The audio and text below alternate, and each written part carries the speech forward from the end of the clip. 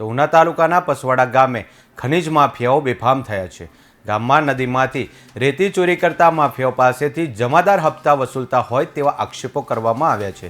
ઘટનાને લઈ જાગૃત નાગરિકે પોલીસમાં ફરિયાદ કર્યા છતાં પોલીસ દ્વારા ખનીજ માફિયાઓ સામે કોઈપણ પ્રકારની કાર્યવાહી કરવામાં આવી નથી તેવા આક્ષેપો પણ કરવામાં આવ્યા છે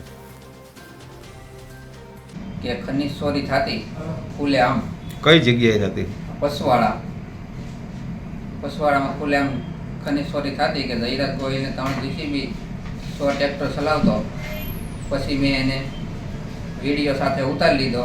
પછી નામજોગ અરજી દીધી। મેં નામજોગ અરજી દીધી। પછી બીડ જમાદારે હપ્તા લે છે, 100 નંબરવાળાએ હપ્તા દે છે, એવો મેં ઉલ્લેખ કર્યો છે, પણ એની કોઈ કાર્યવાહી થઈ નથી ને કોઈ જાહેર અરજી દેતા નામજોગ તો એનું કંઈ કરવામાં આવ્યું નથી ને જમાદાર એના હપ્તા લઈ ને એનાથી જ બધું હાલે તોય કાંઈ એનું શું નથી। મારી વાડીએ રાત્રે 8 થી 8:30ના ગાળામાં આવ્યા।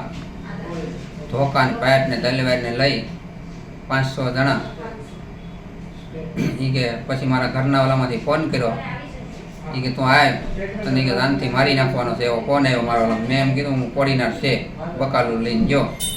વિપુલભાઈના કહેવાથી આ બધા પાઇપને ધોકા લઈને આવ્યા છે। જયરાજે એમ કીધું મને કે વિપુલભાઈએ જમાદારે છૂટ આપી। એ કે તું આને જાનથી મારી નાખ। એ કે તારા વિરોધ કે મારા વિરોધ કોઈ અરજી કરે નહીં, તો આપણે બધું હાલ્યા કરે આ બધું।